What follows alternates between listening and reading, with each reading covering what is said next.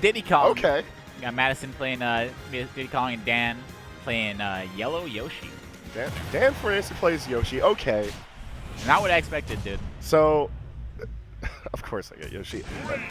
Tri-State, specifically Long Island, super well versed in Yoshi because we're home to so many of them. I love seeing different styles of Yoshi. And in this matchup in particular, like Yoshi doesn't do all that great against Diddy Kong. This was a Bane matchup in Smash 4, and with Diddy Kong's recent buffs, it's close to getting back to that. Really? You think so? I think he's still like kind of on life support here. I don't think he's a terrible character. There's just something about him doesn't feel complete, you know?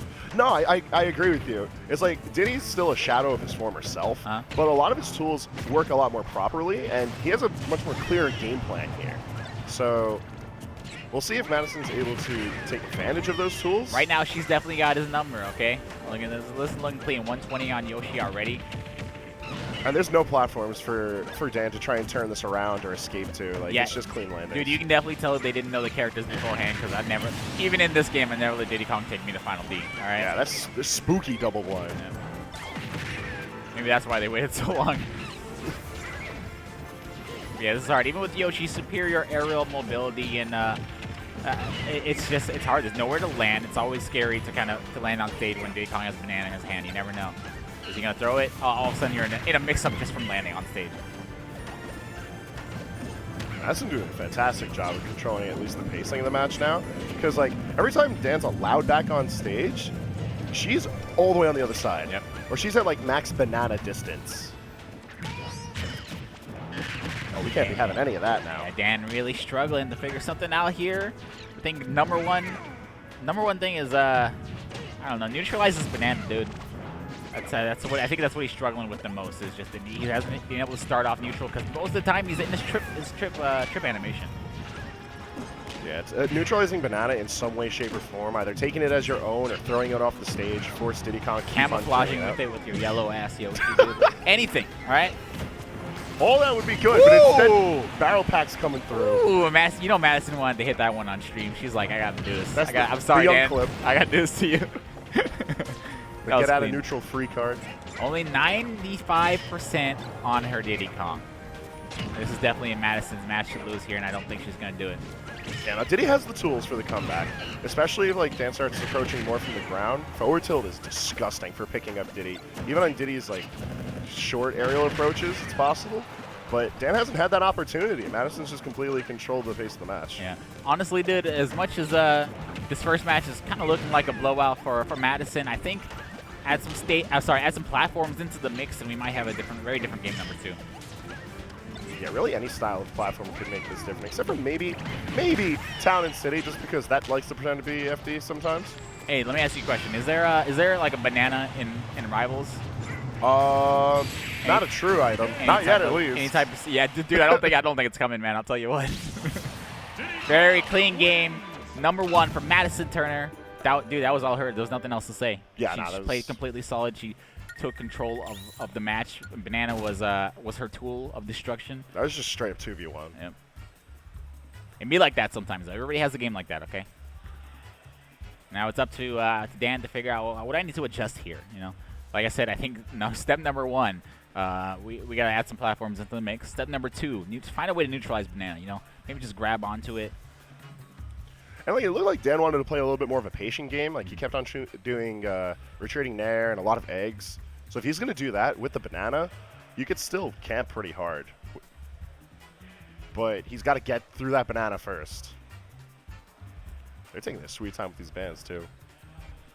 Yeah, this is he's thinking, man. I mean, this is really important. At first, when you have a game number 1 like that, like the next decision you make here for the stage is like the biggest decision of your life. You know, next to getting married or something like that. It's right underneath getting married. Trying to optimize that stream time. He just wants to be more time on the player cam, more time showing off the shirt. I'm about to play Rivals now. Looking at him wearing this shirt. This is a crisp shirt. Rival Steam Workshop's coming out soon for its beta. Really hyped for that. Oh yeah, saw that slide. Don't worry. Don't spoil, man. The slides are coming soon. All right. Uh-oh. A character switch? Character switch. Oh, we got Raster. Let's go.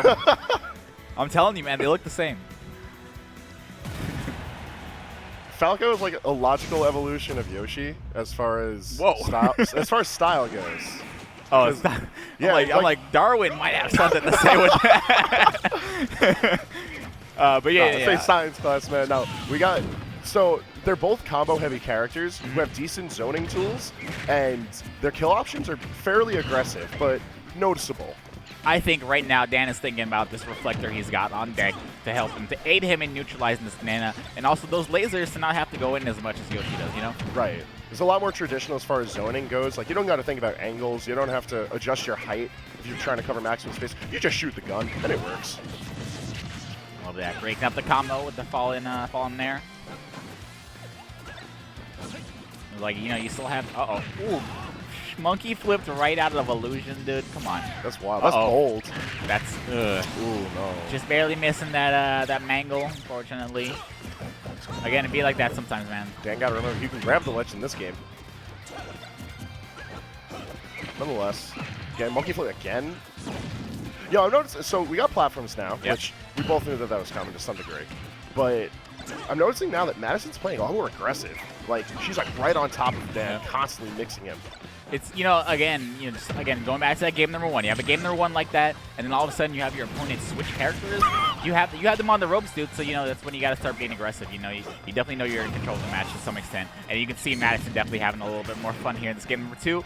A lot of up Bs coming out, some of them connecting too. Yeah, one of them looped around there in order to hit Dan after he had countered for it.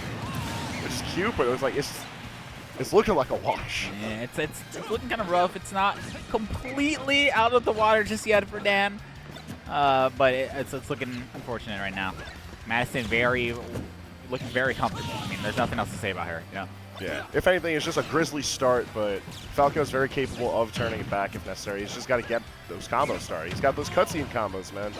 Yeah, Diddy Kong very susceptible. Oh man, just out of disadvantage. I love it. Diddy Kong very susceptible to you know, getting gimped off stage.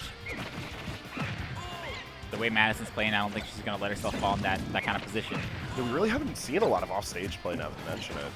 I feel like a lot of it's just been the kills on stage. Dude, that was such a clean setup. It should have worked. Dan was able to clutch out that shield just in the nick of time. I want to see the stock, man. Just one.